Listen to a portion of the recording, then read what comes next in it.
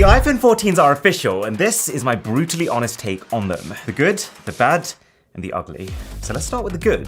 The way that Apple's managed to swap out the notch on past iPhones with this much sleeker, symmetrical hole punch, it is legitimately impressive. Because it's not just an aesthetic improvement. With this tiny little sliver of extra display you now unlock, somehow making the phone look about 3 years more current. But then it's also how they've managed to trim it like this, while keeping the benefits of Face ID, and then also turning it into a feature that they're calling Dynamic Island. When this first came on, I thought, what are these animations? That's such a gimmick. But then realizing that this effectively allows you to multitask, to see and change your music, or check the progress of a timer you've set without leaving the app that you're already in, I was very quickly all on board with it. But then on top of that, they've also managed to upgrade the selfie camera that goes inside of this hole punch.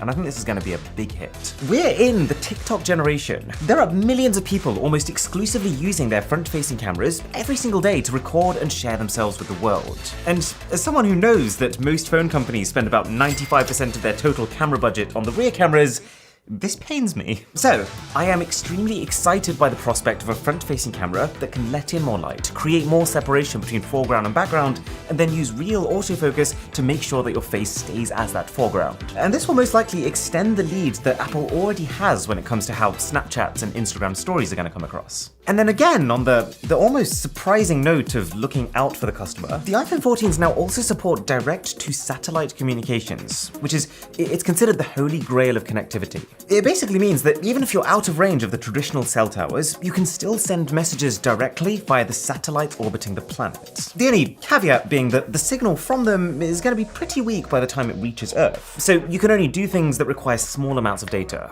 So for now, Apple's limited it to purely emergency services, and keeping your family updated on your location if you're out and about remotely. You can't use satellite to continue your search for love with Tinder on the go, as much as an emergency as that may feel like it is. But still, this feature is kind of ahead of the curve. The only slight alarm bell is the fact that this is a subscription service. Free for the first 2 years, but then not after that. There's a pretty big display upgrade on the new Pro iPhones, slimmer screen borders, although only slightly. I'm actually kind of finding it hard to tell at a glance. And then a new brightness level of up to 2000 nits, which is nuts. And also the highest brightness ever recorded on a smartphone.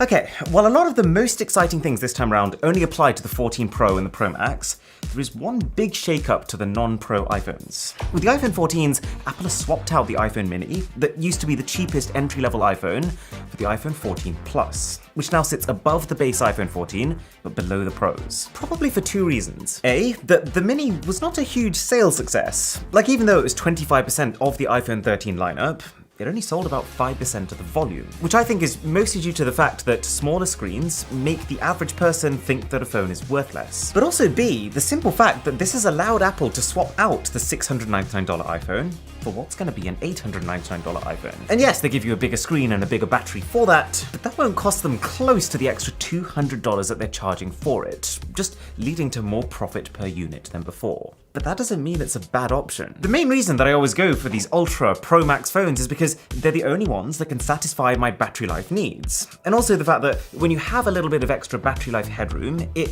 prolongs how many years you can keep using it before the battery becomes an issue. And so the fact that this iPhone 14 Plus can give you maybe 3 or 4 more hours than the standard iPhone 14 without having to spring to the Pro Max makes it a viable option.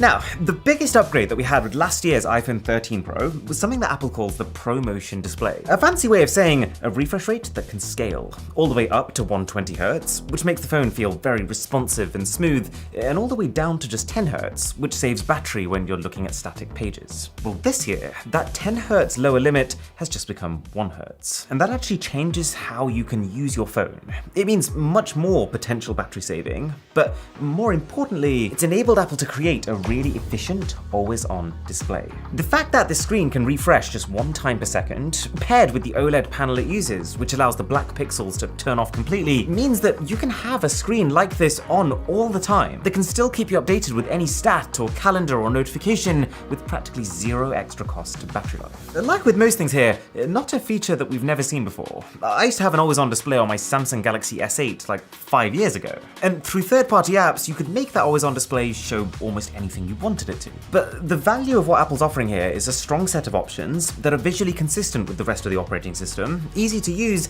with an even lower hit to your battery, and without needing to go down the route of downloading apps that you don't particularly trust. And don't get me wrong, there are absolutely things that Apple does that irritate me to no end. But I don't think the fact that they wait till they can do things really well is a negative.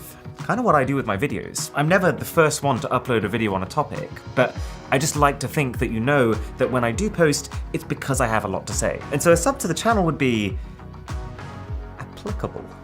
Plus, the way that this always-on display is integrated into the rest of the software is classy. With most Androids, first your screen turns off, then your always-on display just pops in. It's kind of like you're opening a separate piece of software. But the iPhone, kind of like some Xiaomi phones with their super wallpapers, transitions subtly from your home screen to your always-on display. It makes it feel like a thoughtful feature, like it's not just been tacked on at the end. And I also imagine that once they add more features to this always-on display, this will be the new lock screen, and you'll just go straight from it to your home screen. But we're not quite there yet. And then, just before things start to get worse, they get better.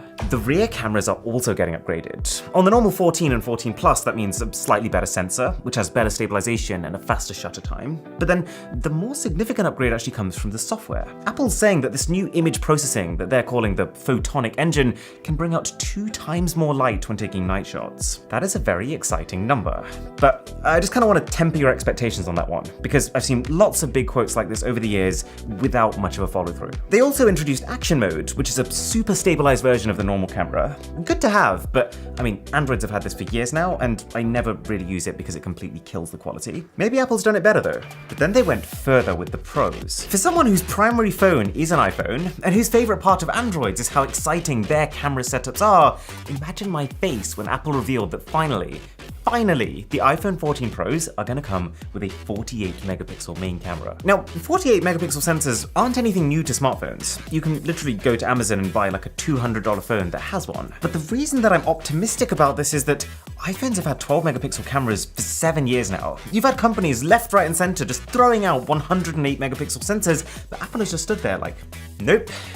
12 megapixel. And this sends a very clear signal that Apple isn't going to make their cameras higher resolution just to be able to say that they're higher resolution. They're only going to do it when they think it's enough of an upgrade for an average user to be able to tell. So when you combine this new 48 megapixel camera with the fact that you can now take cinematic video in full 4K resolution, that is huge for me, by the way, with the new ultra-wide camera that the Pro iPhones also get, the improved macro photography that comes as a part of that package, with the new photonic engine that all of these iPhone 14s are getting, this is a camera system that you can bet I'm going to be fully testing on this channel. And it's all topped off with one of the smartest camera features that I've seen in a long time, an adaptive flash. Being able to recognize how far away your subject is, and then adjusting the intensity of the flash module accordingly. Phones have been able to detect how far away your subject is for years now. I'm actually kind of shocked that it's taken this long for this feature to exist, but it's a very good one.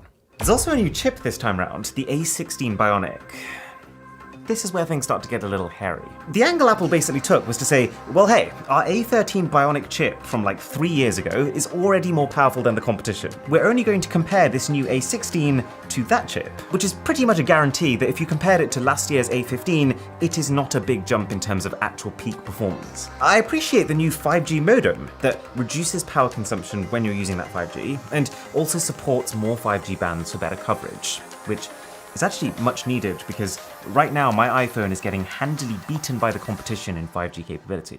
But where it started to go properly downhill was when we realized that you're only getting this upgrade if you go for an iPhone 14 Pro. We already sort of saw this happening last year with the iPhone 13s, where the normal iPhone 13's chip, even though it had the exact same name, was actually weaker than the iPhone 13 Pro's chip. But this year Apple's taken it a step further by literally giving you one for one the same chip as last year with the same name as last year. And listen to this. Now, we are bringing this proven pro-level performance to iPhone 14. It is absolutely amazing that they are labeling this as if it is a feature. And there's two ways of looking at this. I've seen so many people just like, who cares? The iPhone 13 is already so far ahead of Androids with its chipsets in terms of both performance and performance per watt that nobody is going to notice the difference. Plus, I guess you could also argue that this helps Apple to get around the current chip shortage, whilst also getting some extra use from chips they've already made that might otherwise have to be thrown away. But on the other hand, the way that I can't help but see it myself is that a phone's chipset is about so much more than performance. The chip is responsible for how well your phone can take photos, how efficient it is with battery, how advanced its AI is. There's not a lot that it isn't responsible for. And so by getting last year's chip, you're not just missing out on that extra 10% gaming performance, you're effectively paying full 2022 pricing for a phone that's just generally bottlenecked by having last year's brain. You certainly do not get $800 Android flagships pulling this move. Which brings us to the not so good stuff about these phones, like the design. The iPhone 14s do not look like badly designed phones, but they are just incredibly uninspired. The same sharp sides and corners, the same materials, an almost identical looking camera system, and very similar color selection. Apart from that purple, that's kind of hot. And this is intentional. You can tell that Apple is very confident with the way that their phones are designed right now, and they aren't in the business of unnecessarily changing just for the sake of having something completely different, which you can see through the designs of the past few phones. Literally the only thing that's changed is the size of the camera module. And so my point is that in the face of other companies who are making much more significant design refinements, as well as the rumors of what the iPhone 14 could have been, what we've actually gotten is not exactly setting the world on fire. And then we get to the ugly. Almost definitely the least enjoyable part of this event was when we realized that all the best new features are being made exclusive to people buying the 14 Pros. And this is where it really clicked for me, that Apple is starting to create a noticeable divide in its user base. When this company first started releasing upgraded versions of their existing phones, it was a very simple case of, hey, this one's just bigger than the other one. But at this point, it's like the Pro and the non-Pro phones are a generation apart. I can see why Apple's doing it. They're at a stage now where their existing standard phones are good enough for most people. And so there's an increasing majority who won't just drop everything to buy the top-end model as soon as it's announced, but will instead just wait until their current phone stops working and then upgrade to the base version of whatever happens to be the latest generation of iPhones at the time. And this is the bit that I don't love. For all of these users who are just upgrading without really putting too much thought into it, Apple is trying to make sure that they're not giving them too many good features. They're effectively selling them older tech at full price because these people may not notice the difference. And then they're only actually giving the modern good stuff to the people who are both aware that they want it and are willing to pay more to get it. To check out my unboxing of the Tesla Electrophone, that video's here, and I'll catch you there.